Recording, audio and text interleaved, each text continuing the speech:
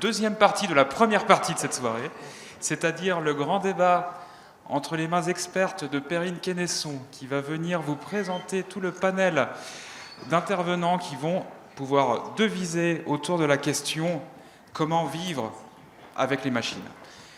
Donc je laisse le micro à Perrine qui va pouvoir lancer la présentation de ce grand débat et de tout le panel d'invités. Merci. Bonsoir. Bonsoir à toutes et à tous. Merci d'être aussi nombreuses et nombreux à cette ouverture des Mycéliades, de cette troisième Mycéliade.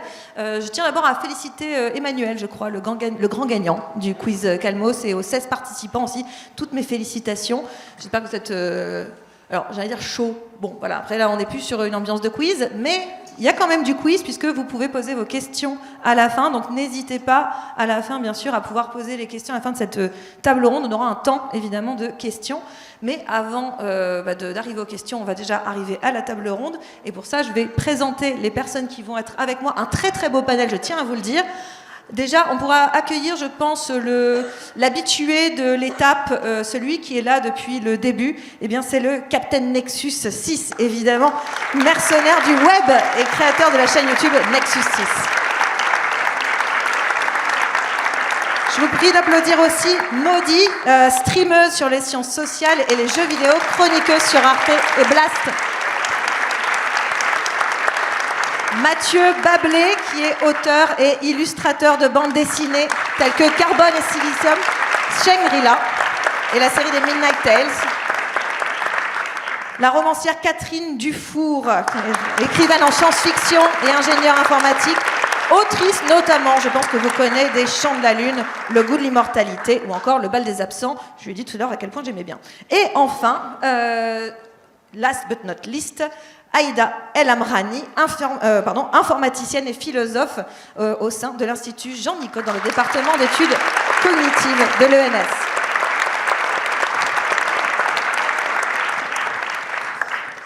Merci à tous les 5 d'être là. Déjà, bonsoir. Je pense qu'on peut commencer par là. Bonsoir. Alors, on l'a vu, c'est écrit derrière moi, c'est écrit ? Non, c'est pas écrit. Mais c'est écrit que c'est les Mycéliades. Et cette troisième édition des Mycéliades est autour des intelligences, des différentes formes d'intelligence. Donc je me suis dit qu'une question pour commencer à l'ensemble de mon panel qui serait logique, c'est de se demander, c'est quoi l'intelligence, concrètement ? Est-ce que quelqu'un veut se lancer dans... On va essayer de collectivement définir l'intelligence.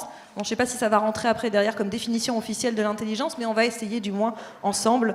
Et vous n'avez pas 4 heures, évidemment. Donc, allez-y, si quelqu'un veut se lancer. Peut-être Aïda ? C'est allumé ? Oui, c'est allumé. Ok. Je peux parler du côté de l'intelligence artificielle. C'est finalement... C'est ce qu'on étudie. Donc en intelligence artificielle, par exemple, en fait, on ne va pas avoir une seule définition de l'intelligence. C'est une question qu'on se pose depuis très longtemps. Il y avait cette vieille vision de l'intelligence où on réduisait ça au QI. Aujourd'hui, on se rend compte que c'est complètement dépassé. De toute façon, le QI, c'est quelque chose qui est biaisé culturellement, on le sait. Donc c'est une très mauvaise mesure de l'intelligence. Par contre, aujourd'hui, en IA, ce qu'on a, c'est tout un panel de centaines, voire de milliers même, de tests qu'on construit pour certaines tâches spécifiques. Donc en fait, ce qu'on va plutôt mesurer pour l'intelligence, ça va être la performance sur certaines tâches. Mais maintenant, personnellement, ce qui m'intéresse le plus, et donc sur lequel on reviendra après, c'est la conscience artificielle. Ça, c'est encore autre chose. Ça, on va en parler après. Petit teasing pour la suite de cette table ronde. Est-ce que, Captain, on a une définition de l'intelligence ? Parce que moi, personnellement, c'est mon chat. C'est ma base de la définition de l'intelligence. Mais pour les autres, je ne suis pas sûre que ça soit ça. C'est pas très élevé comme base, je dirais. Ton chat, tu as dit ? Oui. Ah, d'accord. Mais c'est parce que tu ne le connais pas. On en parlait tout à l'heure, j'aime pas les chats. Donc, bon, bref, autre sujet. Chat ou chien ? Débattons de ça. On va diviser la salle en deux. Non, bon, c'est compliqué de définir. C'est sûr que je dirais qu'Aïda est peut-être la personne la plus à même de définir correctement la chose, mais je ne parle que dans le domaine de la science-fiction, je dirais, puisque c'est mon dada, expression qu'on n'utilise plus. L'intelligence, donc, c'est le fait, comme tu disais, de pouvoir résoudre des problèmes définis, c'est de pouvoir comprendre les choses, gagner de l'expérience, donc réitérer, comprendre les choses et puis réitérer la solution qu'on a trouvée. À titre personnel, en science-fiction, on dit c'est un peu le maître étalon pour classer les espèces qu'on va découvrir dans la galaxie, par exemple. Il y a les espèces qui sont intelligentes et celles qui ne le seraient pas. J'utilise le conditionnel parce que c'est important. Donc des espèces qui auraient développé des civilisations, on va dire, tout comme l'humanité le fait, et puis des espèces qui seraient, on va dire, plutôt de l'ordre de l'animal, quoi. Voilà, sur des planètes sauvages.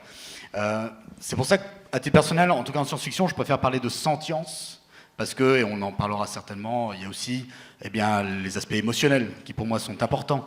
Le fait de pouvoir, l'empathie, le fait de se mettre à la place de l'autre, etc. Tout ça, je ne sais pas si ça rentre dans le cadre pur de l'intelligence, tel que on le donnerait dans une définition basique de la chose, mais je pense que c'est très important dans ce débat aussi.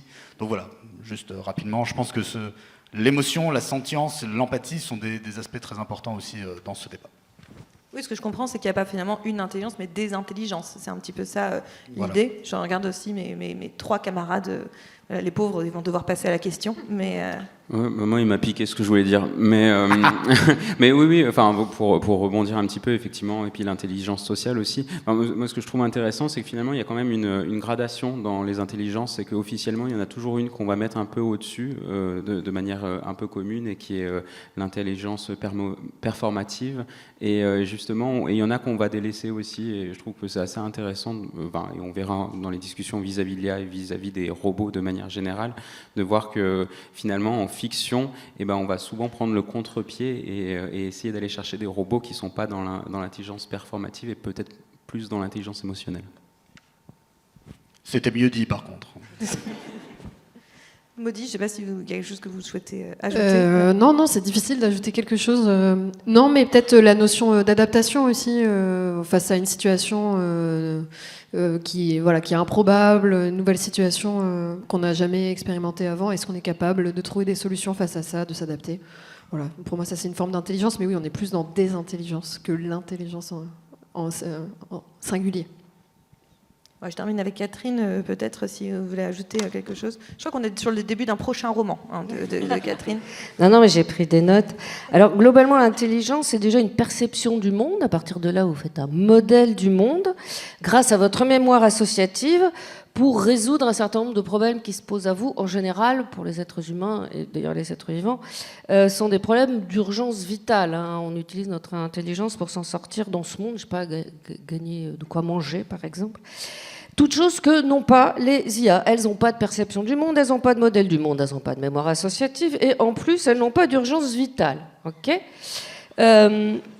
et donc, Yann Lequin, qui est le grand pape de l'IA, a dit « Oh, ça serait quand même rigolo de fabriquer justement des IA qui ont une perception du monde, qui se forment un modèle du monde, et qui après ont une mémoire associative, et en plus, ils auraient des problèmes d'urgence vitale, genre on va leur couper le courant. » Et pourquoi Lequin se lance là-dedans, vous savez? Ça me fait toujours penser, ces scientifiques-là, ça me fait penser à Lise Meitner, qui était une juive allemande en Allemagne en 1938, et qui a constaté que quand on bombardait un atome d'uranium, au lieu d'obtenir un plus gros atome, on obtenait, oh c'est bizarre, un atome qui se fissure en dégageant une grande quantité d'énergie.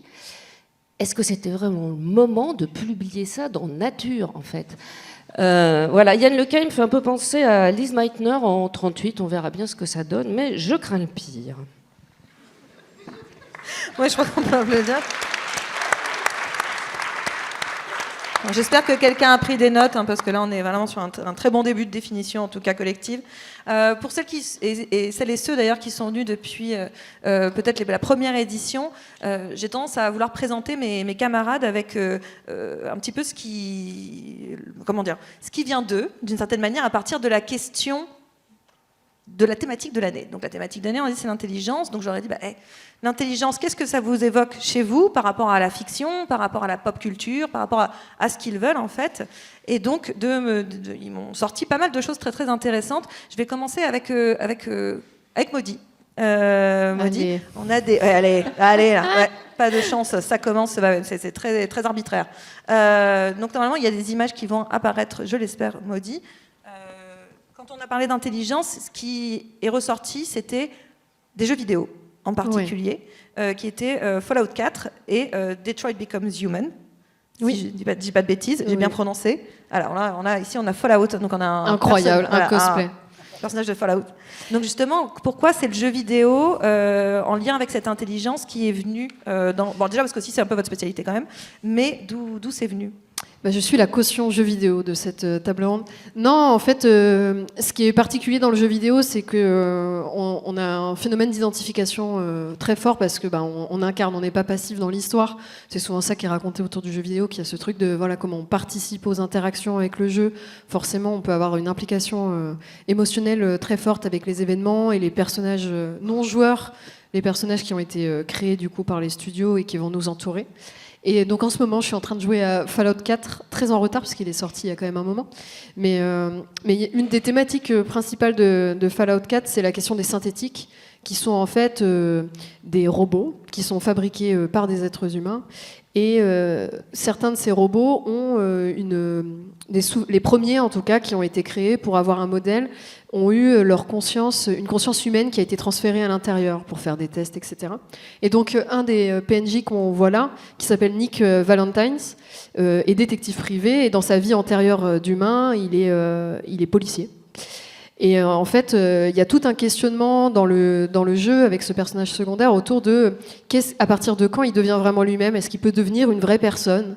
Il a tout cet historique de souvenirs qui sont là, il sait que c'est pas lui, il fait bien la différence entre sa vie à lui, mais du coup, il y a cette question de qu'est-ce qui fait de nous des personnes ? Et j'ai l'impression que souvent, dans le jeu vidéo ou dans d'autres œuvres de fiction, la question des formes d'intelligence autres, donc là, des formes d'intelligence robotique par exemple, c'est surtout pour nous questionner sur nous, qu'est-ce qui fait notre humanité, qu'est-ce qui définit une personne sentiente. Et voilà, je trouve ces questionnements toujours assez intéressants. Et le jeu vidéo nous permet de parfois ressentir de l'empathie envers des gens, enfin en tout cas ce qui nous est présenté comme des gens par le jeu. Alors, c'est pas le cas pour tout le monde, parce que le premier cosplay, les premières images que tu avais sélectionnées, en fait, les gens qui jouent ces personnages-là abattent les synthétiques et n'ont aucun scrupule à le faire, considèrent que c'est des toasters, quoi. Voilà, c'est des grippins, mais ce ne sont pas des personnes. Donc en fait, c'est aussi souvent les jeux impliquent des choix dans la narration et dans l'histoire, ce qui fait que on développe aussi des sentiments ou non. J'avoue que j'aime bien cette expérience-là. Voilà. Merci. Je voyais à côté de vous, il y a le capitaine qui hochait la tête. Oui, c'est votre tour. Donc, pour le coup, quand on a parlé d'intelligence, il y a étonnamment, c'est de la science-fiction. Oui. Étonnamment. Oui. Ouais, surtout de vous, c'est très étonnant.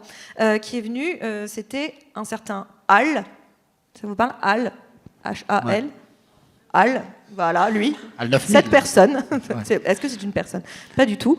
Donc, mais Hal qui est venu et aussi un certain agent Smith qui est venu également. Pourquoi c'est ces deux personnages des grands méchants, en fait, d'une certaine manière, de la science-fiction qui sont venus ? Ouais. J'avais des exemples d'aliens aussi, parce que les intelligences, c'est pas que l'intelligence artificielle, exactement. Mais comme l'année dernière, on avait beaucoup abordé cet aspect, je suis plus allé sur ces deux exemples. HAL 9000, c'est un petit peu, on va dire, la première référence en termes de pop culture, même si le terme est un peu galvaudé, mais je veux dire, c'est peut-être la première fois où le grand public a été confronté à ce qu'est potentiellement une intelligence artificielle, en tout cas telle que le voit la science-fiction. Et moi, il m'avait énormément marqué parce que j'ai vu ça, la première fois, je l'ai vu à 5-6 ans, ce film. Et c'est pas tellement son rôle dans 2001 qui m'avait marqué, où il est, on va dire, l'antagoniste. Je mets des gros guillemets parce que c'est beaucoup plus complexe, mais il est présenté comme cette présence néfaste, qui pose problème aux astronautes du vaisseau spatial qui se dirige vers Jupiter. C'est plus dans 2010, la suite, qui m'avait marqué. Qui a vu la suite 2010 Odyssée 2 ? Ok. Oula. C'est bien, ça fait un film à voir pour ceux qui n'ont pas encore. Il faut savoir que, alors, il n'a pas, je dirais, la maestria qui a vu 2001 l'Odyssée de l'espace ? Pardon, non, on va faire. Qui n'a pas vu 2001 l'Odyssée de l'espace ? Très bien. Bon, ça va. 2010, c'est vrai, film un peu méconnu, beaucoup moins connu que le premier, qui n'a pas la maestria, c'est pas un chef-d'œuvre, je dirais, tel qu'on peut considérer 2001, mais qui reste, je trouve, un excellent film. Et du coup, pour résumer très grandement, donc HAL 9000, dans le premier, il tue des astronautes, on va dire, vraiment, je résume grandement. Et dans le 2, une mission de sauvetage, on va dire, retourne vers le vaisseau spatial, réactive HAL, et HAL, je vous spoil, tant pis, c'est pas grave, se sacrifie à la fin. Alors que vraiment, il y a tout du long, on se demande est-ce que Hal va de nouveau péter un câble, est-ce que de nouveau il va être dans ce rôle d'antagoniste.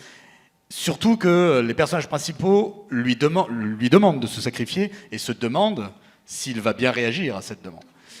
Et il se trouve qu'il le fait, sans aucun problème. Et ça m'avait extrêmement touché quand j'étais petit de se dire, je m'étais dit, mais oui, en fait, le problème d'Hal, c'est l'humain. Parce qu'on découvre dans ce film que ses réactions dans 2001 est davantage due à des ordres contradictoires que lui ont donné l'humanité. Donc le problème, c'est toujours l'humanité, en fait. Et on en arrive du coup à l'agent Smith de Matrix, qui n'a pas vu Matrix ici, au cas où... Bon, ça devrait aller quand même, ok. Plus personne va oser. Hein, donc, ouais. Je vous affiche, c'est pas grave, on est entre nous, on est en famille. L'agent Smith, il y a cette scène où il est avec Morpheus à la fin du premier Matrix, où il débat un petit peu de la nature humaine. Et c'est vrai que c'est un peu la première fois où j'ai constaté, notamment dans un film qui est quand même grosse production américaine, etc., où je constate qu'on va assez loin dans la critique du genre humain, dans son rôle sur la planète. Le film date de 99, donc c'était quand même... J'ai pas envie de dire en avance, on posait déjà des questions d'ordre écologique, etc. Mais là, c'était vraiment dit à la population mondiale qu'on était un virus, quoi. C'est littéralement ce que dit l'agent Smith, et ça m'avait plu, en fait. Parce que je suis assez d'accord avec ça. On est un cancer, on est le cancer de cette planète, on ronge cette planète, et puis on va aller ronger d'autres planètes après. C'est marrant parce que ça fait parallèle avec un autre film de cette époque-là, un petit peu avant, Independence Day, où les aliens d'Independence Day sont une espèce, une civilisation qui va de planète en planète, qui les ronge et qui continue à s'étendre dans la galaxie comme ça. Donc ça m'avait vraiment, en termes d'émotion, c'est quand même le grand méchant de l'histoire, et là, j'étais en pleine empathie avec lui. Je me suis dit, les robots ont souffert, et les IA ont souffert dans Matrix, donc sa position, elle est légitime, et c'est difficile de ne pas lui donner raison, quoi. Et pourtant, on est quand même aussi du côté de Morpheus, de Neo, etc., pour d'autres raisons. Mais c'est là qu'on voit qu'il n'y a pas... que tout est gris, hein, voilà, pour résumer. C'est pas très intelligent ce que je viens de dire, mais c'est le message du film. Non, mais que tout est gris, que l'humain est un virus, moi ça me va très bien. Je continue avec Mathieu. Là, on est parti sur donc il y a trois petites références que vous m'avez données. On part déjà de Black Mirror.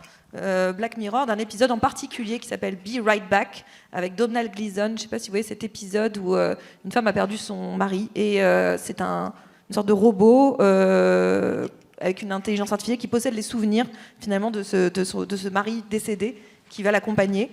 Il y a aussi L'homme bicentenaire, en même temps Robin Williams, tout ça, voilà. Et le Tamagotchi. Alors là, rien à voir. Rien à voir. Mais ce qui est intéressant, c'est que dans les trois cas, il y a un rapport un peu sentimental à ce robot. Parce que le Tamagotchi, il y a un rapport aussi très nostalgique pour ceux qui ont connu le Tamagotchi, qui ont perdu des Tamagotchi, qui ont tué des Tamagotchi. Moi. Mais en tout cas, il y a un rapport sentimental, du moins à ce robot et à cette intelligence.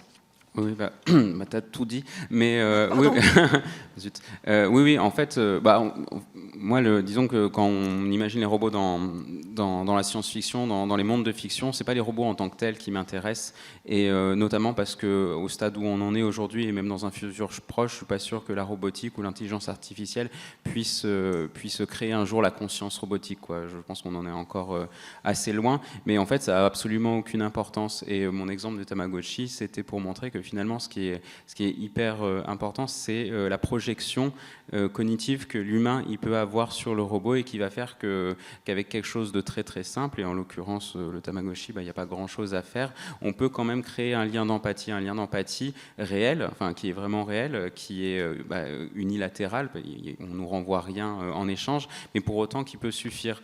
Et pour moi, il est là le principal danger. Alors il n'est pas représenté dans les œuvres de fiction à l'arrière, mais vraiment de se dire qu'en fait on peut vraiment avoir de l'empathie et créer un lien très fort avec quelque chose qui n'est absolument pas conscient. Oui, c'est vrai que c'était unilatéral. Enfin, la seule récompense que nous donnait le Tamagotchi, c'était de ne pas décéder. Donc c'était déjà pas mal. Catherine, quand on a parlé d'intelligence, on est allé sur finalement un rapport à l'humain. Parce que tout à l'heure, on parlait de l'humain en tant que virus, finalement. Mais il y a cette question de la machine et l'humain. Et l'humain qui crée la machine, Donc vous avez pensé à Frankenstein, notamment, de Mary Shelley, et aussi au film Her de Spike Jonze, pardon. Oh là, c'est dur. Ouais, alors là, c'est Frankenstein. Donc c'est la première machine humaine de la littérature, et d'ailleurs on considère Frankenstein souvent comme le premier livre de science-fiction de la littérature moderne, si on accepte des vieilleries comme le mythe de Pandore. Donc Frankenstein, c'est le héros d'un livre de Mary Shelley. En fait, Mary Shelley, elle a écrit ça en 1816, lors de l'année sans été, hein, c'est-à-dire qu'elle était dans un palais italien avec Byron et son mari Shelley. Et il pleuvait, donc ils s'ennuyaient à mourir, donc ils se sont fait une soirée opium. Et en redescendant de son trip, elle a écrit dans la foulée son Frankenstein. Alors Frankenstein, c'est pas le nom de la créature, c'est le nom du docteur Frankenstein. Hein. Alors, on se représente toujours la créature de Frankenstein réveillée par un flux électrique pas possible. Alors ça, c'est juste Hollywood, hein, c'est le cinéma. Dans le livre, il n'y a pas un gramme d'électricité. Rappelez-vous qu'on est en 1816 quand même.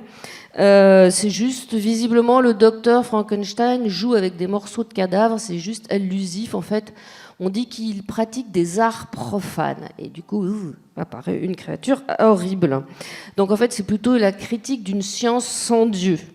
Et le succès a été immédiat, il a été tel que, bien sûr, on a soupçonné que c'est pas Mary Shelley qui avait écrit son livre parce que c'était une femme, que c'était plutôt son mari. Oui, logique. Ouais. Logique. Donc, en fait, Frankenstein, il voit sa créature et il part en courant, quoi. Il l'abandonne immédiatement. Et donc, cette créature, c'est un humain qui a une intelligence humaine et une rancune très, très, très humaine. Elle passe 500 pages à poursuivre le docteur Frankenstein et à tuer méthodiquement tout son entourage pour se venger de son manque d'amour. Et en fait, c'est plutôt science sans amour n'est que ruine de l'âme. Et là, on revient effectivement à ton concept du lien affectif avec une créature qui, en fait, là, est quand même sévèrement humaine. Cette créature, elle est faite à partir de morceaux de cadavres et elle a des rancœurs et des complexes extrêmement humains. Et donc R. Oui, Her, oui. De toute façon, on en reparlera de Her. Il n'y a pas de souci, on va en reparler de Her parce que ce rapport, en tout cas émotionnel ou en tout cas relationnel avec les intelligences artificielles, notamment, c'est quelque chose que nous allons évoquer par la suite. Je termine le tour de table avec Aïda. Aïda, il y avait des exemples que vous aviez donnés qui étaient alors un jeu que je ne connaissais pas du tout, pour être honnête, Aïda. Bon, déjà parce qu'en jeu vidéo. Je suis nulle, mais là, pas du tout. Qui s'appelle Xenosaga. Ça parle à des gens? Ouais, d'accord, il n'y a que moi donc. Xenosaga et le film Ex Machina. C'est pointu. Ouais, c'est pas du tout Xenosaga là. On y arrive.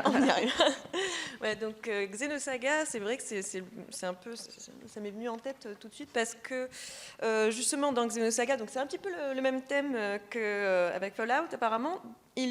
Donc les humains arrivent à un moment où ils ont créé des robots humanoïdes.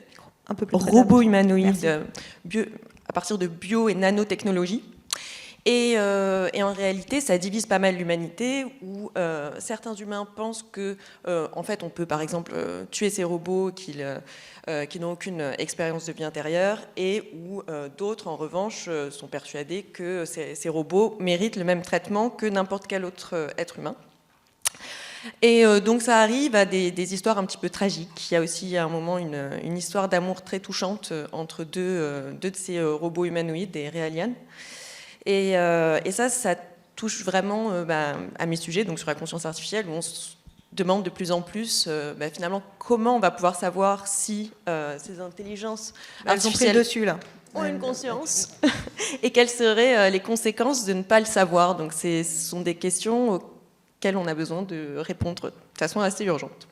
Et ensuite, le deuxième film, c'était Ex Machina. Et Ex Machina, c'est tout simplement... c'est un film qui a été informé par Murray Shanahan, qui est un scientifique chez DeepMind, qui travaille sur l'IA.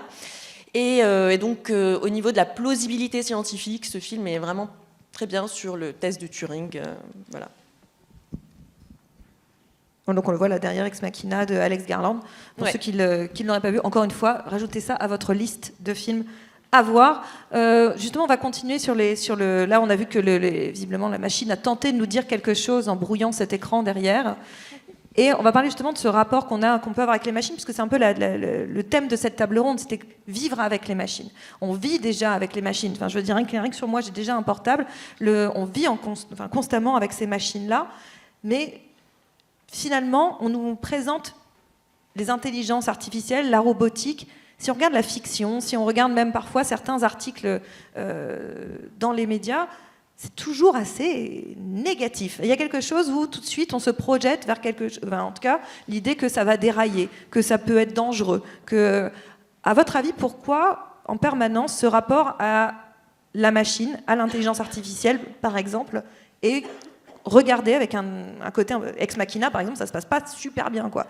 Donc pourquoi on a ce regard négatif selon vous ? Parce que déjà, je pense qu'on conçoit la machine comme une espèce à part entière et une espèce qui pourrait dépasser l'homme. Donc je pense qu'il y a vraiment un réflexe très reptilien, quoi, face à une nouvelle espèce qui serait au-dessus. Enfin, alors nous, on est au sommet de la chaîne alimentaire, on domine tout, mais finalement, et dans la fiction, et je pense dans une forme d'inconscient, il y a cette idée de se dire, est-ce qu'on est en train de créer quelque chose qui un jour pourrait nous supplanter et nous remplacer ?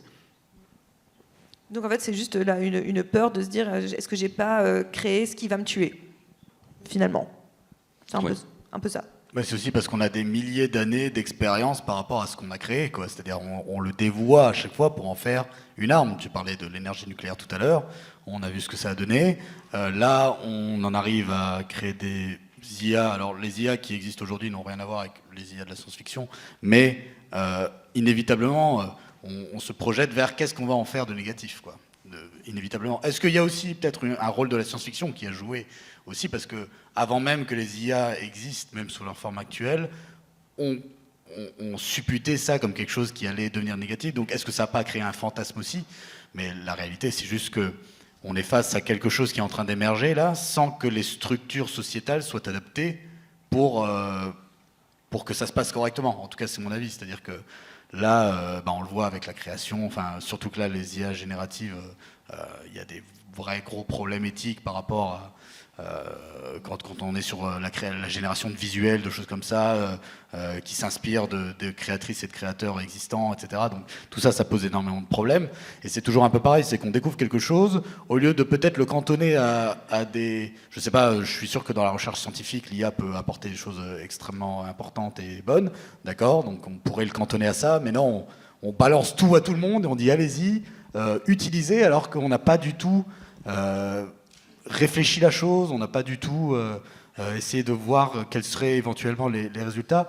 Et ça, c'est un autre problème, c'est que on n'est pas prêt. Enfin, je trouve qu'on n'est pas prêt. Maintenant, à voir ce que ça peut donner. Mais c'est toujours le même débat, c'est-à-dire que, surtout dans un monde, et là, c'est notre société qui est capitaliste, qui nous demande à toutes et à tous de travailler pour pouvoir payer nos factures et vivre, est-ce que ça a un intérêt de créer des choses qui peuvent nous remplacer, enlever le travail de gens, alors que chacun de ces gens ont besoin d'un travail pour pouvoir vivre. Donc ça ne va pas, à mon sens, ça ne va pas. Donc moi je trouve que ces peurs, elles sont légitimes, parce qu'elles sont évidentes. Enfin, c'est-à-dire, elles sont évidentes. Voilà. Donc en fait, ça pose des questions, c'est surtout ça qui... Bien sûr, oui. Oui, Catherine. Moi, je pense qu'il y a deux choses. Déjà, psychologiquement, on projette toujours sur l'autre nos noires pensées, notre culpabilité. En gros, on a toujours peur des gens qu'on traite mal, et je crois qu'on a l'impression de maltraiter nos créatures mécaniques. Ça, c'est un ressort. La culpabilité, le fait de projeter notre noirceur dans l'altérité, c'est quand même un incontournable humain. Et il y a une deuxième chose quand même beaucoup plus réaliste, ça s'appelle l'emploi, en fait. L'IA est en train de mettre à mal des pans entiers. Je crois qu'on n'a encore rien vu dans la série mise au chômage de la moitié ou plus de la population. Hein. Moi, la première fois que j'ai fait une formation sur l'IA, on s'est regardé avec les collègues et on a dit bon on sort, on va pointer à France Travail. Je veux dire, elle fait en une seconde ce que moi je fais en une journée. C'est imbattable, irremplaçable, et puis elle travaille bien. Enfin bref. Non, pour moi, c'est une véritable catastrophe sociétale, et le problème n'est pas du tout l'IA, le problème il est politique. Voilà. Pardon, oui, Ouais, enfin, je voulais juste ajouter, je suis tout à fait d'accord. C'est-à-dire, ça irait si on vivait dans une utopie post-économique où on peut tous et toutes vivre dans l'oisiveté sans détruire notre planète, mais ça n'est pas le cas. Donc en fait, il y a un vrai problème de fond, quoi. Bah oui, on a créé les mécaniques et les IA pour avoir plus de loisirs, pas pour avoir plus de chômage, en fait. Ouais. Sauf que voilà, la société ne s'adapte pas en conséquence et nous donne pas plus de loisirs et de temps libre. Au contraire, on nous dit qu'il faut travailler plus et plus longtemps. Ça n'a aucun sens. Pour ma part, je ne suis pas aussi pessimiste sur l'IA, mais bon. Tant mieux. Après, on a eu justement, effectivement, plein de révolutions technologiques. C'est vrai que la révolution technologique, ça amène toujours des changements sociétaux très importants. Et là, en l'occurrence, ça va très vite. Et donc là où je suis d'accord, c'est que il faut s'adapter. Il faut s'adapter. On n'a jamais eu à s'adapter aussi vite. Mais en même temps, l'IA, ça nous permet de nous adapter plus vite. Après, l'IA, ça peut créer aussi du lien entre les humains. Ça peut créer du lien sur la connaissance. Ça peut nous permettre justement d'apprendre plus de choses, plus rapidement, de devenir plus performant sur des choses sur lesquelles on n'aurait pas nécessairement pu se pencher avant, parce que justement, notre temps de travail aurait été requis sur des tâches plus rébarbatives. Donc, et puis, pour le moment, on a toujours besoin d'éléments humains dans la chaîne. On ne peut pas juste lâcher l'IA, lui demander de tout faire toute seule, ça ne marche pas comme ça. Donc il y a vraiment beaucoup de potentiel positif aussi, il faut relativiser, mais il faut espérer qu'on arrive à bien s'en servir. Et donc ça, c'est un problème politique, en effet, et économique. Moi, je vais être beaucoup plus pessimiste pour en rajouter une couche. Mais en fait, pour moi, c'est un vœu pieux, parce que ce côté accès à la connaissance, en fait, on l'a eu avec Internet. Et au moment où Internet a été créé, il y avait un esprit collaboratif et libre. Enfin, je vous renvoie un petit peu à Aaron Swartz et à tout ce qu'il a fait en tant que militant, hacker, et son combat pour que Internet ne soit jamais privatisé et que la connaissance puisse être libérée. Donc c'est vraiment le précurseur de ce qui se passe avec Wikipédia aujourd'hui. Et finalement, quelques années plus tard, on se rend compte que l'information, en fait, elle est aux mains de dirigeants multimilliardaires et fascistes, et que de fait... Je ne vois pas de qui du tout vous parlez. Non, non. Et de fait, la connaissance, l'accès à la connaissance nous est empêché par un filtre complètement subjectif qu'on ne contrôle pas. Et ça, c'était en partant sur de bonnes bases. L'intelligence artificielle ne part pas sur de bonnes bases. L'intelligence artificielle, et Catherine rappelait le fait que peut-être qu'elle écrit plus rapidement que toi, mais parce qu'elle t'a volé. Donc l'intelligence artificielle part sur le vol de contenu Internet des artistes sans leur demander leur avis ni la permission. Et l'adaptation, elle est forcée, elle est violente, et personne n'a été consulté. Donc je ne vois pas comment, sur une base aussi terrible, on pourrait avoir quelque chose de positif à la fin.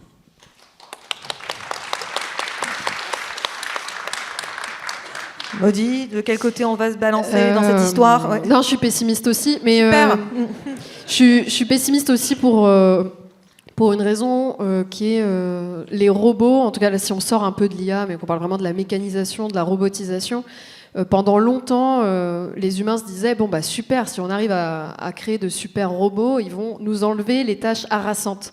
Voilà, justement, les tâches d'exécution, les tâches d'ouvrier. Ça a été le cas dans l'histoire pour certaines tâches, notamment tout ce qui est industrie automobile. Mais en fait, il reste encore des tâches d'exécution, il reste encore le travail d'enfants, de mineurs, dans plein de situations. Et en fait, ces tâches harassantes que devrait nous soulager la robotique, ben en fait, on se retrouve à avoir effectivement des ingénieurs, des informaticiens, informaticiennes qui vont travailler sur des robots, mais au final qui vont justement piller et qui vont se rentrer dans la création. Là, c'est ce que disait Renaud sur les visuels. En fait, si on parle de l'industrie du jeu vidéo, aujourd'hui, les syndicats de travailleurs et travailleuses de l'industrie du jeu vidéo sont extrêmement inquiets de l'utilisation de l'IA dans cette industrie, parce qu'ils ont peur de tous ces travaux créatifs, artistiques. En fait, ces jobs-là finissent par disparaître au profit de l'utilisation de l'IA. Et ça, c'est un phénomène extrêmement inquiétant. Et c'est le cas aussi pour les affiches de cinéma, où on ne fait plus appel à des artistes, on fait appel à des IA. Donc en fait, c'est ça, c'est qu'on voyait ça comme un moyen de justement peut-être aller vers un horizon post-capitaliste où on pourrait se sortir de cette quête d'avoir de l'argent, de payer le loyer, etc., en se disant, en fait, on enlève du travail et on va pouvoir avoir plus de temps libre, mais au final, effectivement, dans notre système économique, on finit à avoir plus de gens qui perdent leur travail, et ça pose énormément de questions. Je fais un peu la synthèse de l'aspect pessimiste qu'il y avait, mais voilà. Je peux aller Mathieu, encore plus... on enfonce le clou? Ouais, non, en fait, je peux aller encore plus loin. Ce qui est intéressant en plus aujourd'hui, c'est qu'on se rend compte que l'IA, elle va remplacer des métiers hyper spécialisés. Et pour le mieux, déjà, des fois, on se rend compte, par exemple, que au niveau de la médecine, sur des scanners, on peut détecter des cancers du sein 5 ans avant qu'ils deviennent problématiques. Enfin, c'est complètement fantastique.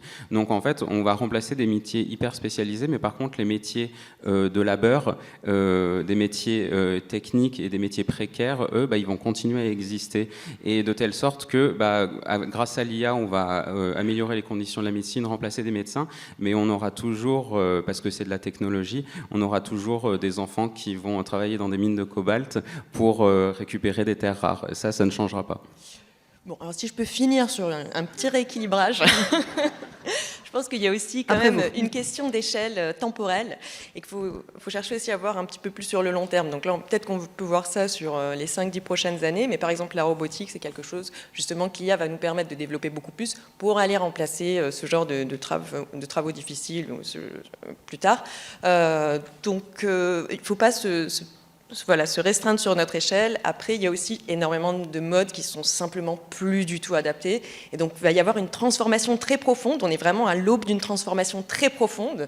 Et il ne faut pas avoir peur de ça. Mais c'est sûr qu'aujourd'hui, on n'arrive pas à voir où ça va nous amener. Mais au long terme, on n'a pas les ressources. C'est-à-dire qu'aujourd'hui, là, les gens font leurs devoirs au collège sur ChatGPT, ça consomme des ressources, les serveurs y tournent. Enfin, on n'a pas les ressources pour imaginer une robotisation qui viendrait justement enlever toutes ces tâches de labeur. En fait, on est dans un monde aux ressources finies, et là, l'enjeu, il est là-dessus.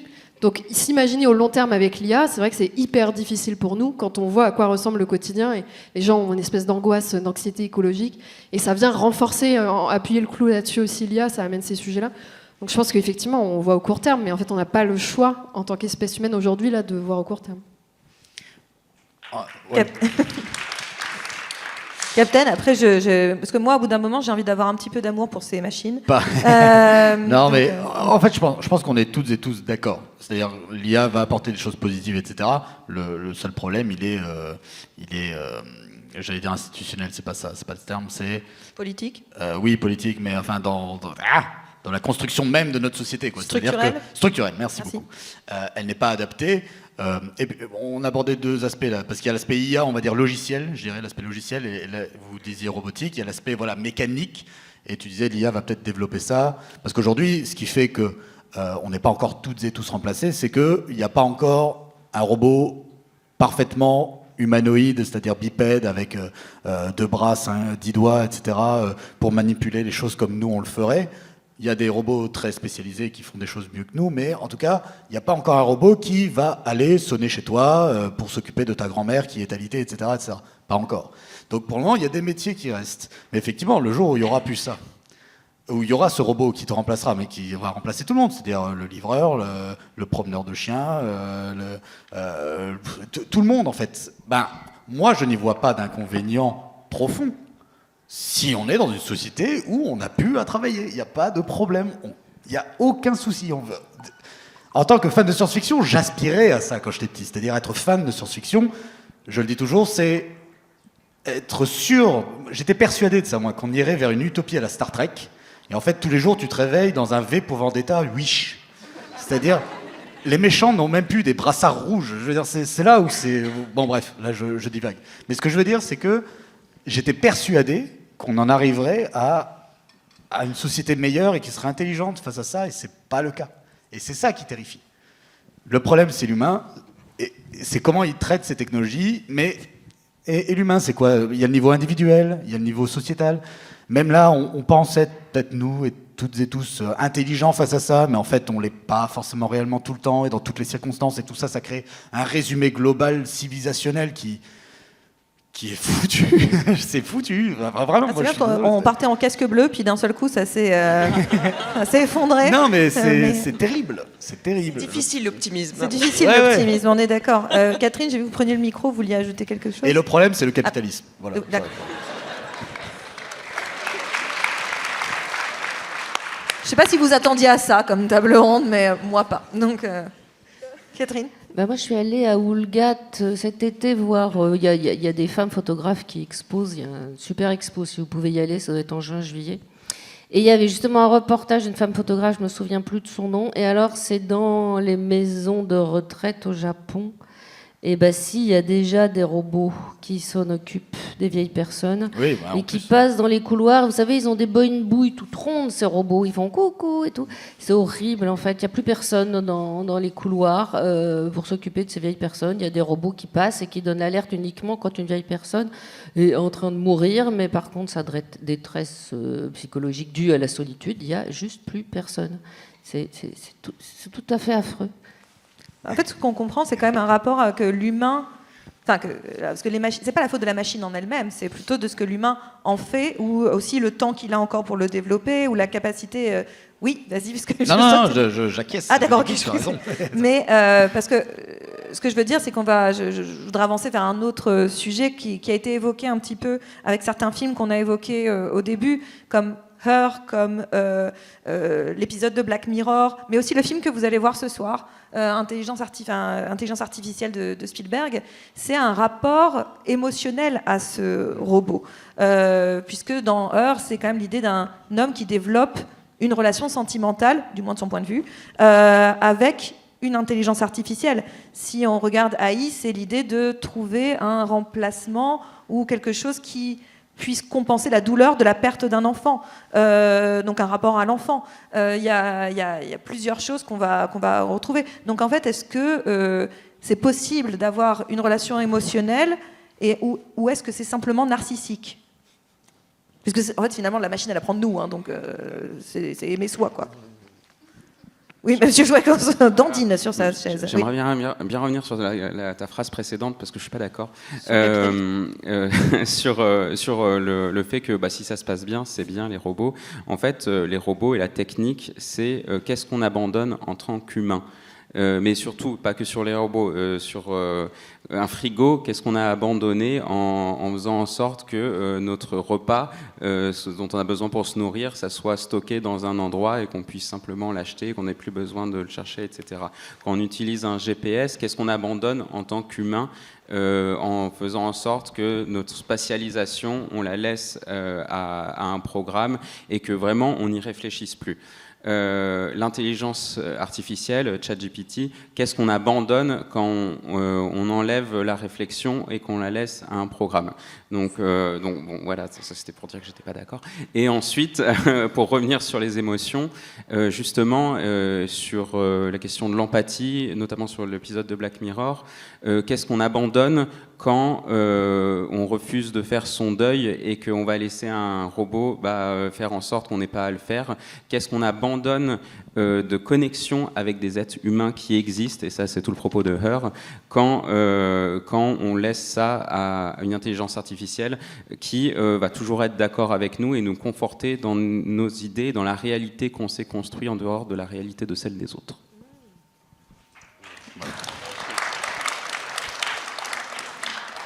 Mais en vrai, il n'y a rien à ajouter. Pour moi, c'est aussi un rapport au temps. C'est-à-dire et ce rapport au temps et aux émotions, c'est quelle valeur on accorde aux choses. C'est-à-dire, tu l'as très bien dit. Tu tombes amoureux ou amoureuse d'une IA actuellement, je pense, je suis désolé, aussi, même si ça peut te faire du bien sur l'instant, j'en sais rien, dans ce travail de deuil, dans toutes ces choses que la science-fiction nous propose, je trouve qu'il y a un vrai problème. C'est problématique. Jamais je dirais à quelqu'un « Ah bien, fais ce qu'il faut pour toi ». Je dirais « Va voir un vrai spécialiste, s'il te plaît, parce que je pense que tu as des problèmes et c'est pas comme ça. Le deuil, c'est important. Tu as perdu quelqu'un, c'est extrêmement triste, c'est douloureux, ça fait mal. On va toutes et tous vivre ça, on l'a peut-être certainement déjà toutes et tous vécu. Et ça fait partie de notre humanité, ça fait partie de la vie, c'est comme ça. Et c'est pas un robot à l'image de ton enfant mort ou de ton chat décédé qui va remplacer ça. Et même pour moi, c'est manquer de respect à la personne ou à l'animal que tu as connu. La vie n'a plus de valeur. Si ça remplace ton chat ou ton enfant, mais ça veut dire que pour moi, tu avais un vrai problème de ce que c'était que ressentir des choses. Enfin, je suis désolé, c'est terrible. Donc ça, c'est sur l'aspect émotionnel. Et puis il y a l'aspect après créativité, création, etc. Je ne comprends pas quand les gens sont contents d'avoir créé quelque chose en ayant utilisé une IA. Pourquoi on crée? On crée parce que ça vient pleinement de nous, avec le temps que ça a pris, avec les difficultés que ça a pris. Aujourd'hui, l'IA, j'ai écrit un scénario, super. Ou alors déjà le niveau du scénario, bon. Mais ça, chacun... Donc moi déjà, je me pose la question de... Est-ce que les gens savent ce que c'est un bon scénario, une bonne histoire, un truc qui fonctionne humainement? Donc déjà, bon, ça je suis peut-être un petit peu méprisant, j'essaye d'éviter. Mais il y a un moment, tu dis, ok, tu as ton scénario, mais tu n'as pas souffert, tu n'as pas réfléchi, tu n'as pas... Là, je caricature grandement, mais il y a des gens aujourd'hui, ils écrivent leurs vidéos, même YouTube, nos vidéos de vulgarisation, ils se servent de l'IA. Moi, je galère pendant 2 semaines à écrire mes vidéos, mais j'en suis fier. Je les sors, j'ai galéré, j'ai mal dormi, j'ai eu mal. Mais c'est ça qui fait qui on est, quoi. Et aujourd'hui, quand quelqu'un me dit, oh, ça a été... Il y a des gens, je crois que ChatGPT est tombé en panne, là, il y a quelques jours. Là. Il y a eu une petite panne. C'est le seul moment où je me suis dit, ouais, je dois faire un truc chiant, je vais peut-être l'utiliser. Première fois de ma vie. Je me connais que ça marchait pas. Donc déjà, j'étais un petit peu vénère. Mais je me suis dit, il y a des gens, ils se plaignaient sur X et sur les autres réseaux en disant, oh, j'ai un mail à... Ils paniquaient parce qu'ils devaient répondre à un mail. Je fais, mais... Juste au lieu de faire ton tweet, réponds à ton mail. Enfin, je veux dire, les gens, je ne comprends pas. Je vous jure, c'est terrible. Et surtout, est-ce qu'on a besoin en tant que société que tout aille aussi vite? Je veux dire, est-ce qu'on a besoin que nos mails on y réponde tout de suite dans l'instant? Est-ce qu'on a besoin qu'il y ait 10 millions de scénarios générés chaque seconde? Est-ce qu'on a besoin de 10 millions de films créés par IA toutes les 2 secondes? On n'a pas besoin de ça en tant que civilisation. On n'a pas besoin de ça. Et personne ne se pose la question. Et ça me terrifie. On mérite de mourir. Je veux dire, on est con. Je suis désolé. Deux secondes, Je suis désolé. attends. Non, mais là, en plus, je réfléchis en même temps. Ça- Mais c'est terrible. Waouh. C'est terrible. Moi, quelqu'un me dit, ne voit pas le problème là-dedans, je me dis, mais tu n'es pas humain. Tu n'es Captain, pas on est humain. passé Bon, bref, d'émotion avec les robots Excusez-moi. à on mérite de mourir. C'est allé beaucoup trop vite pour moi.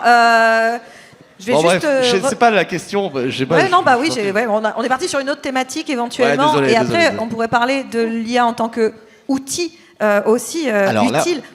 Et, en tant qu'outil. Mais déjà, je voulais voir si d'autres personnes autour de cette.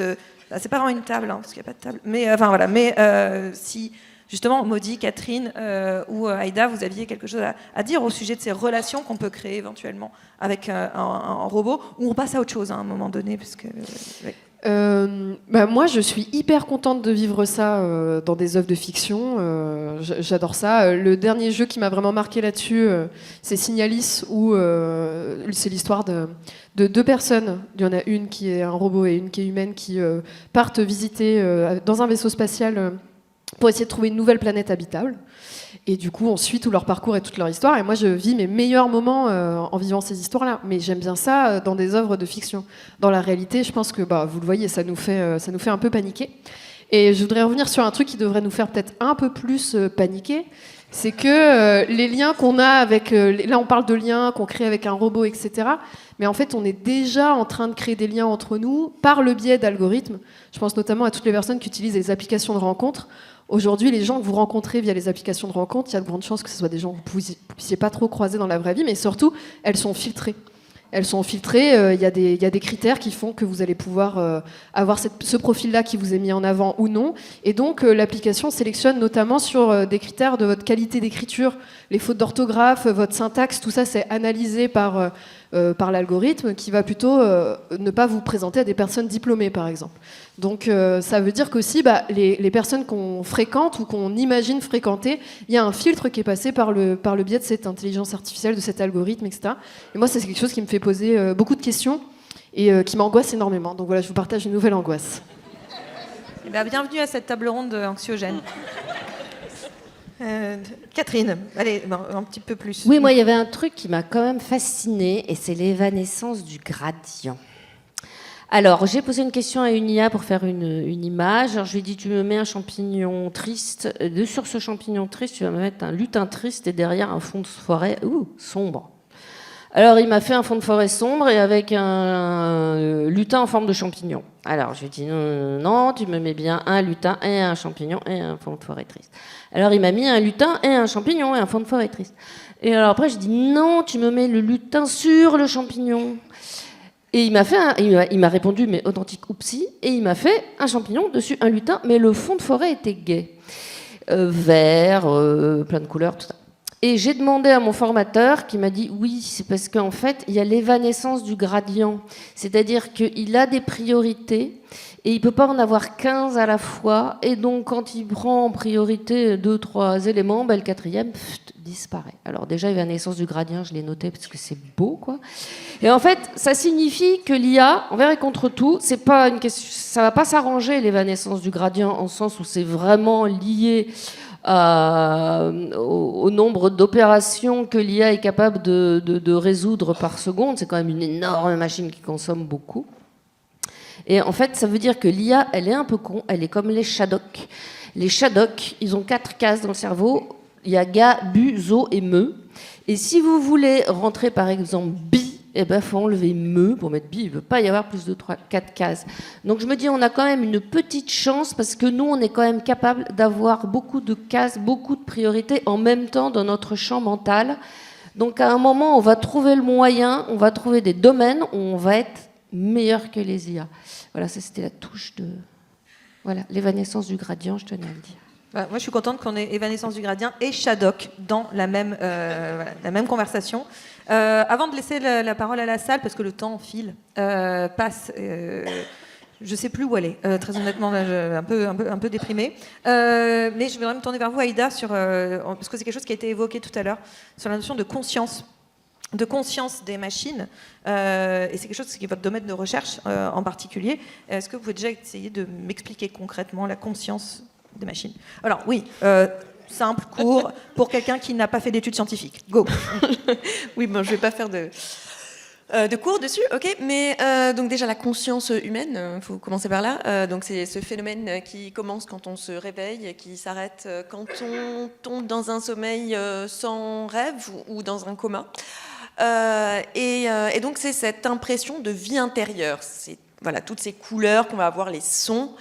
Et donc aujourd'hui, l'IA, on sait très bien que elle arrive à traiter une image, elle va arriver à, par exemple, à labelliser du rouge sur des sièges dans la salle, à définir des contours. Mais est-ce qu'elle arrive vraiment à voir le siège? Donc ça, c'est la conscience phénoménale, c'est cet aspect-là de la conscience qui est le plus mystérieux finalement, parce que ça ne se réduit pas à quelque chose de matériel, ça ne se réduit pas à du calcul. Et donc pour l'instant, c'est ça la distinction, la seule réelle distinction qu'on connaît entre nous et ces machines. Et donc, est-ce que ça sert à quelque chose par rapport à du calculatoire? On ne le sait pas exactement, justement, mais pour l'instant, on arrive à calculer tout le reste. Et donc, tout le reste, c'est plutôt la conscience fonctionnelle. Et ça, c'est l'aspect de nos facultés cognitives qui consiste à vraiment s'approprier l'information dans l'environnement et calculer des choses pertinentes par rapport à ça. Donc ça, ce sont des choses que depuis les années 50, voilà, on fait de l'IA depuis les années 50. Les algos, ils s'améliorent énormément. Ils arrivent à faire de plus en plus de choses et ça, c'est pas prêt de s'arrêter. Mais la conscience phénoménale, est-ce qu'on va arriver à vraiment avoir cette expérience de vie intérieure? Ça, on le sait pas. Donc ça, c'est une grosse question scientifique qui traverse plusieurs champs d'études. Et la science de la conscience aussi, c'est un champ extrêmement interdisciplinaire et qui a commencé à démarrer il y a à peu près 30 ans, donc c'est une science assez jeune. Mais voilà, donc ça fait partie des gros défis scientifiques du XXIe siècle. Encore une autre source d'angoisse, finalement, qui est éventuellement si les machines sont conscientes. Je me tourne vers vous. Si vous avez des... Waouh, voilà, alors on a des mains qui se lèvent. Alors il y a quelqu'un qui va passer, il y a deux gentilles personnes merveilleuses qui vont se faire les cuisses pour aller vous voir. Et, je donne le micro, carrément. Bonsoir à toutes et à tous, merci beaucoup. J'avais une question, donc, parce que c'est un sujet que vous n'avez pas encore abordé, mais est-ce qu'on peut vraiment vivre avec les machines sans prendre en compte les biais que notamment les intelligences artificielles ont? On sait aujourd'hui que les intelligences artificielles ont des biais notamment sexistes qui ne sont pas non plus représentatifs des cultures non occidentales dans beaucoup de cas. Et donc, est-ce qu'on peut vraiment avancer avec des machines qui reproduisent des discriminations qu'on a dans notre société et qui, je pense, ne vont pas s'améliorer, parce qu'au final, les programmes derrière les intelligences artificielles n'évoluent pas, ou plus, ou toujours, mais les scientifiques derrière restent quand même majoritairement des hommes hétérosexuels blancs. Donc, c'est en train de s'améliorer, mais c'est des biais qu'on voit dans la science depuis très longtemps et qu'on voit encore aujourd'hui. Est-ce que ça va aller en s'améliorant, ou est-ce qu'au final, on rajoute une couche de pessimisme à tout ce qu'on vient de dire sur les biais qu'on a dans les intelligences artificielles? Bon, alors, je me permets. Mais, donc sur les biais, en fait, c'est justement là, l'IA, c'est quelque chose qui nous permet d'aussi nous rendre compte de nos propres biais à nous, d'en discuter de façon beaucoup plus profonde dans la société, de l'accepter, de le mesurer. Et donc en fait, non, on s'arrête pas. On s'est aperçu de ce genre de choses. Ce sont des choses qui ont vraiment fait scandale et on travaille énormément dessus. Donc la façon dont on travaille dessus, c'est que justement, j'en parlais tout à l'heure, on fait plein de tests de performance sur l'IA. Donc voilà, on va développer plein de batteries de tests, tout plein de mesures, et on cherche à les améliorer par rapport à ça. Alors évidemment, il n'y a pas de solution miracle pour ce genre de choses. Ce sont des questions morales. Donc ça va être d'une culture à l'autre, ça peut changer, d'un individu à l'autre, ça peut changer. Donc il n'y a pas vraiment une réponse simple et toute faite pour ça, une réponse universelle. Donc on peut pas avoir un algorithme universel pour ce genre de choses. Donc aujourd'hui, on développe énormément de façons différentes justement d'approcher ces choses, et il y a énormément de recherche scientifique qui se fait là-dessus. Et ça nous amène justement à avoir une meilleure perception aussi de notre propre morale humaine. Et donc c'est un domaine assez fascinant aujourd'hui, mais il y a beaucoup de recherches là-dessus. On ne laisse pas les algorithmes juste avoir tous les biais, hériter tous nos biais de façon aveugle. Oui, bonjour. Alors, est-ce que ça fonctionne? Oui, ça fonctionne. Une petite question toute simple, en fait. On vit dans une société où il n'a jamais été aussi facile de communiquer, d'établir du lien, finalement. On vit également dans une société où certains d'entre vous, je pense à vous, capitaine, à vous, Maudit, vous existez grâce à cette technologie, médiatiquement, en tout cas, j'entends. Sur YouTube, vous n'existeriez pas. Je disparais. N'en déplaise à votre talent, certains. Oula, ne va pas trop loin. Non, la question en fait elle est toute simple. Est-ce que vous considérez qu'aujourd'hui on vit dans une sorte de dystopie, et j'irai même plus loin, est-ce qu'on vit dans une sorte de dystopictature de la technologie? Je vais retenir celui-là. C'est cadeau. Merci. Oui. Autre question? Non, mais j'allais dire oui aussi. C'est clair que c'est un des enjeux, je pense. Voilà, les youtubeurs, youtubeuses que vous regardez sur internet, beaucoup se posent beaucoup de questions en se disant bon bah voilà, peut-être que je ferai pas ça toute ma vie. Alors souvent on se dit ça en se disant bon bah peut-être que j'aurai pas les statistiques, voilà, j'aurai pas assez de public pour faire ça toute ma vie. Et là maintenant on se pose de nouvelles questions. Moi je suis principalement sur Twitch, où tu te dis bah à partir de quand la plateforme peut juste décider que mon contenu sera plus mis en avant, ou de tuer mon compte en fait, parce que je tiens des propos politiques, que j'ai un regard critique. Donc à quel point est-ce que les compagnies où on livre notre contenu et on offre le monopole de notre contenu vont pas venir censurer les propos que l'on tient? La question s'est beaucoup posée avec le gouvernement chinois et TikTok notamment, mais en fait c'est aussi le cas pour les plateformes américaines, et je pense que là l'enjeu il est très important pour nous, de créer des espaces un peu différents, de participer à des festivals, de rencontrer les gens dans la vraie vie. Enfin, les mycéliades, ça permet ça aussi. Mais typiquement, je pense qu'il faut relocaliser nos activités et profiter d'Internet pour l'exposition, mais effectivement, ancrer ça peut-être un peu plus dans le réel. Mais aujourd'hui, effectivement, ils ont le monopole complet de notre contenu, les plateformes. Donc, ça pose énormément de problèmes. Ouais. Non, rien à ajouter. Juste, je veux revenir sur ce que tu dis, sur ancrer dans le réel. Moi, je dis toujours, ok, il y a les vidéos qu'on fait, mais en fait, ce qui est important, c'est pas tellement l'avis que j'ai sur un film ou l'analyse d'une œuvre, etc. C'est l'échange qu'on va avoir après. Donc, pour moi, c'est plus l'espace commentaire qui est important après, ou, comme tu dis, là, les mycéliades, quand on se rencontre, une grosse part de notre métier, je trouve, enfin, moi, je le vois comme ça, c'est qu'il y a un aspect social à ce métier. C'est l'échange les uns avec les autres en physique, ou par le biais des moyens de communication, mais idéalement en physique, et de débattre. Et comme tu le dis, ça permet, donc c'est ça l'important. La technologie permet en fait c'est là où, quand on utilise à bon escient la technologie et qu'elle permet un lien plus facilité, mais pour moi, il faut qu'il y ait inévitablement un petit peu ce lien physique, enfin physique, vous me comprenez, en face à face, je veux dire. Mais quand on arrive à ça, on a réussi quelque chose, et pour moi, c'est aussi parce que, comme tu le disais, Mathieu, tout à l'heure, Internet a eu un petit peu le temps, justement, d'évoluer, la société de s'adapter un peu, etc. Là, on a un peu peur de l'IA parce qu'on se dit qu'on n'a pas le temps de mettre en place les structures, quoi, tout simplement. Mais aussi, on est dans une dystopie, je ne sais plus, quoi. Dystopictature, moi qui aime utiliser, inventer des termes avec ce... Très bien joué, très bien joué. Je vais te le voler, et personne ne se souviendra que c'est toi qui l'as dit. Tout le monde se souviendra de ma vidéo. Non, je ferai jamais ça, Mais une IA va le faire, parce que là, on a filmé, ce sera sur Internet, et une IA un jour dira oui, dystopictature, et voilà. Ouais. C'est apparu pour la première fois le 1er février au Forum des images. On saura rendre à César ce qui est à César. On se souviendra de toi. C'est quoi ton prénom ? Arnaud, on se souviendra de toi. Arnaud, on se souviendra. Je ne sais pas si quelqu'un autour de la table voulait ajouter quelque chose. Sinon, on lance une autre question qui est où ? Là, bonjour. Par là. Bonjour. Bonsoir. Moi, je voulais parler un peu de la politisation de tout ça, parce que ça a été évoqué que pas mal de problèmes, notamment des angoisses par rapport aux intelligences artificielles, c'était aussi des problèmes politiques, du coup. Et moi, je remarque que ce soit dans les médias ou dans la fiction, finalement, ces enjeux politiques sont très peu abordés. On parle beaucoup des problèmes liés aux IA directement, mais le mot capitalisme, par exemple, est très peu dit. Des possibles solutions liées à des structures politiques sont très peu évoquées. Je me demandais s'il n'y avait pas justement un rôle qu'on pouvait avoir dans les médias ou à travers la fiction pour un peu plus changer la conversation et la retourner de façon à ce qu'on puisse avoir une prise en main de ces problèmes-là et qu'on puisse offrir des réponses et des solutions. Quelqu'un... La science-fiction, c'est un peu une expérience de pensée. Hein. C'est essayer de faire descendre dans le champ, projeter dans le champ social les nouveautés technologiques. Donc ça peut être une littérature d'alerte. Et je pense qu'elle joue son rôle. Tout le monde est bien au courant que...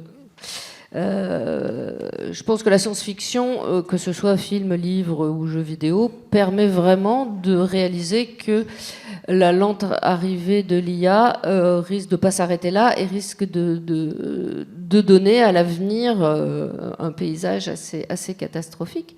Et du coup, comme on est beaucoup à regarder des films, à jouer des jeux vidéo et à lire, que ce soit des comics ou des livres, du coup, nous tous, lecteurs et lectrices ou spectateurs et spectatrices, on est aussi citoyens, citoyennes. Donc, du coup, finalement, la société civile commence à s'emparer du souci, de ce qui est considéré comme un souci pour l'avenir, et du coup elle commence à légiférer.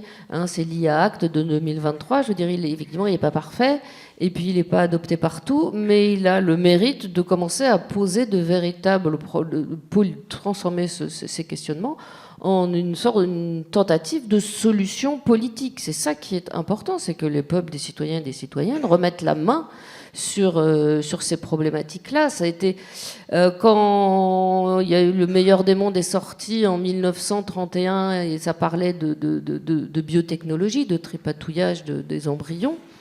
À l'époque, je veux dire, il n'y avait même pas les antibiotiques.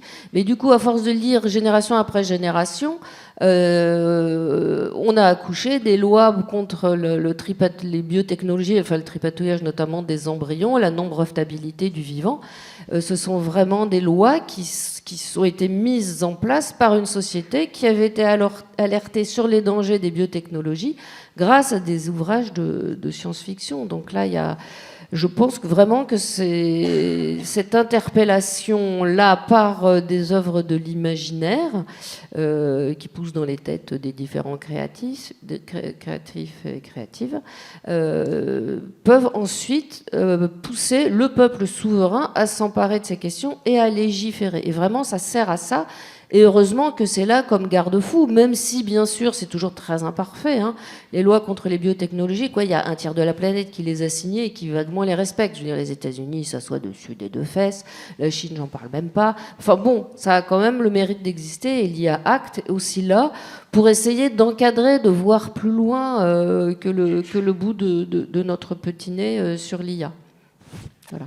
Ouais, tu abordes un aspect important quand même dans le fait de légiférer, c'est que s'il n'y a qu'un seul pays qui légifère et que tous les autres font tout ce qu'ils veulent, ça pose problème. Donc il y a aussi la question de l'unité de notre civilisation et de notre planète. C'est que, en fait, il faut qu'on soit toutes et tous d'accord en tant que nation diverses et variées. Donc, et c'est là où moi je suis, encore une fois, très pessimiste, c'est que je pense qu'on n'y arrivera pas. Donc c'est là où...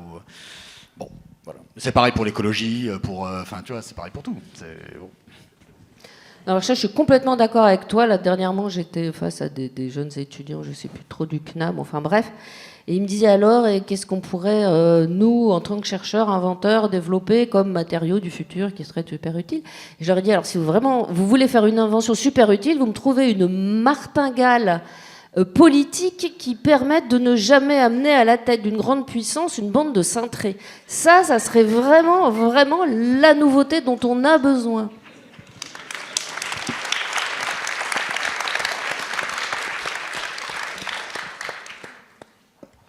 D'ailleurs, je tiens à préciser au cas où, je ne sais pas si ça va changer tout, hein, mais je ne pense pas, je vais le dire, mais je ne le pense pas, le 10 et le 11 février prochain, il y a un sommet de l'IA en France, notamment, pour aborder plein de questions à la fois technologiques, mais aussi, en partie, à questionner politiquement aussi la chose. Et dans le monde entier, il y a des comités d'éthique liés à l'IA. Après, quel impact ils ont, je n'ai pas la réponse. Le fait est qu'ils existent, c'est tout ce que j'ai à dire.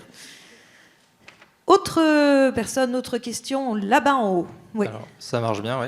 Donc moi, je me posais la question, comment vous vivez avec les machines qui existent déjà? Ça peut être le métro automatique, le thermostat dans votre maison qui règle votre chauffage, ou même le logiciel qui permet de faire un calcul de structure plus rapidement que de le faire à la main. Est-ce que, parce que c'est des automates, on les a exclus du débat, ou qu'est-ce que vous en pensez? Non, parce que c'était une des questions, mais comme vous avez vu que ça a pris un tournant incontrôlable, incontrôlé, il y avait aussi cette question autour de vivre avec les machines. On vit déjà avec les machines, c'est ça le constat, et justement comment on s'en sert au quotidien. Mais c'est vrai que ces machines-là, elles sont rentrées finalement comme des extensions de nous-mêmes, on les utilise déjà. Donc finalement, vivre avec les machines, c'est pas une question du futur, c'est une question très actuelle. C'est un peu ça, non? Ouais. C'est un peu ce que j'essayais de dire en parlant de qu'est-ce qu'on abandonne quand on est humain, qu'est-ce qu'on est capable ou qu'est-ce qu'on est capable d'embrasser. Et pour moi, il y a une vraie dimension politique aujourd'hui à ne pas utiliser l'intelligence artificielle, presque une dimension militante et qui participe à un je vais pas y arriver. Désescaladorisme au fait de désaccélérer, dans notre société, voilà, de ralentir. C'est un choix qui ampute d'une nouvelle technologie, mais c'est un choix conscient pour aller dans une certaine direction, vers un certain modèle de société qui n'est pas celui dans lequel on nous oblige à aller pour l'instant. Donc je pense qu'il y a un vrai choix en fait à avoir vraiment de la même manière qu'on choisit de prendre moins l'avion ou de ne plus manger de viande. Et je pense que c'est un choix d'autant plus important que c'est un choix qui va bouleverser encore plus notre société. Merci. Je ne sais pas si l'un d'entre vous voulait ajouter justement sur notre relation quotidienne finalement avec ces machines et l'impact que ça a. Par exemple, moi je sais qu'avec sans ce truc-là, qui suis-je? Je ne sais pas. Ouais, mais est-ce que tu t'es déjà retrouvé dans une situation où tu l'as pas eu de manière obligatoire et tu t'es pas rendu compte qu'en fait ça va? Oui, mais en vrai, oui, c'est ça le truc. Et puis aussi, j'ai grandissant. Enfin, je veux dire, à un moment donné. En plus, ouais. Voilà, je date d'avant l'iPhone, contrairement à ce que mon physique indique. Ce qui est terrifiant, c'est les boomers qui, eux, vraiment, ils ont connu avant et ils utilisent ça comme des adolescents pas du tout éduqués à la chose, quoi. C'est terrible, c'est terrible. Et encore, vous les verrez quand ils regardent des séries, c'est pire que tout. Ah ouais. Pire que les gosses. Alors, il y avait qui? C'était par ici, par là? Oui. Alors, oui, voilà. Un petit peu plus tôt, on parlait notamment, je crois que c'est le capitaine qui parlait un peu avec véhémence des gens qui se livrent à l'IA, notamment quand ils vont pas très bien. Il se trouve que je suis journaliste et je fais une enquête en ce moment sur l'utilisation de l'IA en tant que psychologue ou psychiatre. Et j'ai interviewé pas mal d'experts justement de la santé mentale, mais aussi des gens qui sont en détresse mentale. Et j'étais le premier étonné parce qu'au final, la plupart des gens que j'ai interviewés avaient eu en fait une mauvaise expérience avec l'humain et se sont ensuite tournés vers l'IA. Est-ce que vous ne pensez pas justement que l'utilisation de l'IA peut venir d'une mauvaise expérience avec l'humain en lui-même? Non, si, certainement. Mais on l'a dit, premier problème, c'est l'humanité. C'est parce qu'on a... Non mais... C'est parce qu'on n'est pas assez... On n'a pas accusé le toaster, hein, on a d'abord accusé les humains. On aurait une société et on serait des individus parfaitement bienveillants, empathiques et tout irait bien, je pense qu'on n'aurait pas ces débats-là. Effectivement, les gens se tournent vers ça, des fois parce que, par peur ou parce qu'ils ont le sentiment de ne pas avoir d'autres solutions, etc. J'en suis sûr. En plus, tu vois, moi je dis ces choses-là, c'est des exercices de pensée que je fais. J'ai pas lu toutes les études sociologiques et scientifiques sur le sujet. Là, je ne fais que une espèce d'essai philosophique rapide et en plus je suis crevé. Donc, tu vois, je veux dire, c'est compliqué. Mais non, on l'a dit aussi. Les technologies apportent des choses positives et je suis sûr que dans des cadres établis, réfléchis, en amont, par des gens compétents, des personnes compétentes, on peut faire des choses super. Ce qu'on disait, c'est qu'on a le sentiment que c'est pas le cas aujourd'hui. Mais tu vois, là tu donnes un exemple très spécifique avec des gens peut-être en détresse psychologique. Moi, tu vois, là-dessus, jamais je serais là en train de dire jette ça à la poubelle et sors dans la rue et parle avec des gens et arrête d'être comme ça, tu vois, je vais pas faire ça. C'est beaucoup plus compliqué pour une personne qui serait en dépression, par exemple, tu vois. Non, je parle des gens du quotidien, tu vois, d'une espèce de modèle humain basique, pas trop dans des problèmes et pas trop heureux non plus. Enfin, tu vois, bon, je trouve qu'il y a des gens qui ont une utilisation complètement...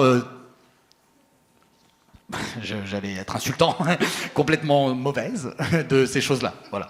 Mais bien évidemment, je suis sûr qu'il y a plein d'applications qui sont merveilleuses. Mathieu.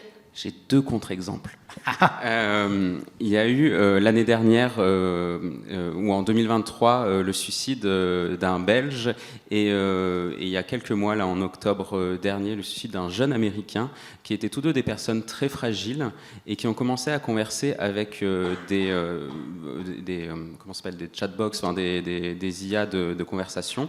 Le jeune Américain, qui était donc très très fragile, dépressif, qui pendant plusieurs semaines n'est pas sorti de chez lui. Et la conversation avec l'IA, après qu'il se soit malheureusement suicidé, et qu'on ait regardé un peu les dernières conversations qu'il a eues, on s'est aperçu que l'IA ne l'a pas incité à se suicider, mais la conversation l'a amené dans une direction qui l'a poussé à faire ce geste-là.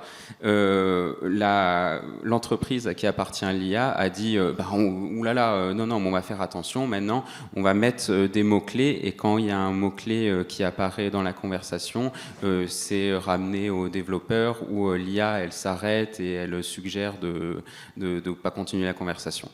Donc plus récemment, ce jeune américain, et le belge, lui, l'IA, elle a conforté son éco-anxiété, parce que effectivement, si factuellement il y a plein de choses qui amènent à cette éco-anxiété. Et donc il s'est aussi malheureusement suicidé. Et comme c'était une autre entreprise, elle ne s'était pas sentie obligée, au vu du passif de ce qui s'était passé avec une autre chatbox, de elle mettre des garde-fous. Donc après qu'il se soit suicidé, elle a dit oula, attention, oui effectivement, on va mettre des mots-clés. Et quand les mots-clés apparaissent, peut-être qu'on va faire remonter aux développeurs, où l'IA va suggérer d'arrêter la conversation. Alors, et peut-être pour Catherine. Oui. Demander, c'est quoi? Enfin, vous avez déjà les conclusions de votre étude ou... Non, je suis en train de la finaliser encore. Désolé. Vous pouvez pas nous dire un mot dessus? Je peux en dire beaucoup. Déjà, j'ai été très surpris parce que même du côté psychiatre et psychologue, j'ai pas beaucoup trouvé de gens qui étaient véhéments à l'IA. Au contraire, ils disaient qu'ils travaillaient avec leurs patients et qui parfois ils les encourageaient à utiliser l'IA, pas en remplacement, mais en plus de thérapie. Notamment pour, par exemple, s'ils sont un peu fauchés, on va dire, qu'ils n'ont pas les moyens de se payer une thérapie ou un rendez-vous, ou à l'inverse, s'ils n'ont pas la force mentale pour s'adresser à un adulte compétent, et dans ce cas-là, ils ne les encourageaient pas, mais ils leur disaient oui, vous pouvez tout à fait utiliser une IA, et on peut en parler par la suite justement de qu'est-ce que vous avez comme résultat. Et très souvent, c'était des IA qui allaient certes dans le sens des questions posées, mais qui étaient toujours très rassurants. Ils disaient toujours: ne vous inquiétez pas, vous n'êtes pas seul dans cette situation, c'est normal de penser cela. Elle culpabilisait jamais en fait la personne. C'est ça qui m'a un peu étonné, et je partais très négatif sur le sujet, et pour l'instant j'en ressors un peu changé, on va dire. Moi, ça m'angoisse ce que tu es en train de dire, hein, vraiment. Désolé. C'est hyper oppressant. Enfin, je sais pas. Voilà, bon. Je suis d'accord. Non, mais surtout, dans tes deux exemples, là, donc tu as dit anxiété à l'autre, ok. Donc ça, je peux pas juger, je suis pas spécialiste. Peut-être qu'effectivement, il y a des choses à faire. Je ne sais pas. Mais juste avant, tu as parlé si vous n'avez pas les moyens. Le capitalisme. Si on n'est pas dans une société où la santé mentale ou autre est déterminée par tes moyens, etc., il n'y a pas cette problématique. Il y aurait des psychologues et des psychiatres pour toutes et tous. Enfin, c'est là le problème. Bon, on pourra lire ça où, éventuellement ? Sur l'internaute, je n'ai pas de date de publication. D'accord, malheureusement. Ok. Merci pour le teaser, en tout cas. Merci. Ça donne envie d'y aller. Merci. Alors, désolé, on arrive au moment où c'est la dernière question qu'il va falloir poser et qui est déjà attribuée au monsieur là-haut. Voilà, Ouais, désolé, super. c'est la vie, c'est moche, c'est comme ça. Bon, moi je suis content, ça va. On n'arrête pas de le lire. On vous entend pas très très Ouais, bien. je me rapproche. Du coup, j'avais une question. En fait, j'aurais aimé séparer le jury, enfin les membres. Le jury. Non, pas le jury, pardon. Le panel, on va dire, en deux, en prenant, à mon avis, Catherine Dufour en point médian. En fait, en interrogeant tout simplement la vision qu'a l'artiste, alors peut-être d'économie est peut-être mauvaise, qu'a l'artiste vis-à-vis des scientifiques, justement, qui sont amenés à développer des intelligences artificielles, mais autres. Je pense forcément à Musk, puisqu'il en a été question, qui a annoncé, qui a été très inspiré par beaucoup de récits de science-fiction, qui adore l'espace, qui s'est lancé dans un grand projet de robotique, qui a suivi avec des gars de chez Nvidia dans le même genre. Donc, en gros, quel regard est-ce que vous avez en tant qu'artiste sur, tout simplement sur les scientifiques et sur la production scientifique, et à l'inverse, pour les scientifiques du panel, comment est-ce que justement des œuvres de science-fiction ont pu inspirer ou vous motivent? Et juste pour l'exemple, je voulais revenir sur les deux trucs. Il y a deux œuvres qui m'avaient marqué quand j'étais jeune, que je lisais beaucoup plus de science-fiction ou que j'en regardais. Ça avait été Ghost in the Shell et Tous à Zanzibar, Bienvenue à Zanzibar. Et forcément, travaillant maintenant dans l'intelligence artificielle, étant développeur, je n'ai pas pu m'empêcher de me sentir tel ce robot qui avait les mains qui se décuplaient quand il a eu la possibilité d'avoir son compléteur automatique de code qui intégrait directement dans son IDE. Et de même, je n'ai pas pu m'empêcher de penser à ce scientifique fou qui avait son IA hyper intelligente, super intelligente, qui réussissait à résoudre son problème dans le premier roman. Voilà, c'était un peu long, mais... Merci. Mais en tout cas, donc la question c'est comment... Les images, pardon, l'imaginaire, pardon. De l'imaginaire, pardon, qu'ont les artistes du panel sur les avancées scientifiques avec la science, ça ne s'arrête, on n'arrête pas le progrès, et à l'inverse, plutôt les personnes scientifiques du panel, leur vision sur La science-fiction. Alors, qui veut se lancer Aïda, aide-nous, sois plus positive. Déjà, entre la science-fiction et la science, en général, les auteurs de science-fiction, c'est quasi tous des scientifiques, donc ça leur permet probablement de relever le nez de leur travail et de se projeter justement dans l'avenir, oui, de faire une expérience de pensée avec ce sur quoi ils sont en train de travailler. Je ne pense pas qu'il y ait possibilité d'écrire de la science-fiction si on n'a pas un peu le goût en fait des sciences, et on regarde ce qui se passe dans les labos et on fait comme avec une lanterne magique, on le projette sur le champ social à 10, 20 ou 100 ans, et voilà, c'est ça qui est rigolo et c'est ça qui est intéressant. Et c'est vrai qu'il y a pas mal de gens, alors ça c'est assez marrant parce que ça s'était passé lors d'une convention de science-fiction. en Chine, je crois.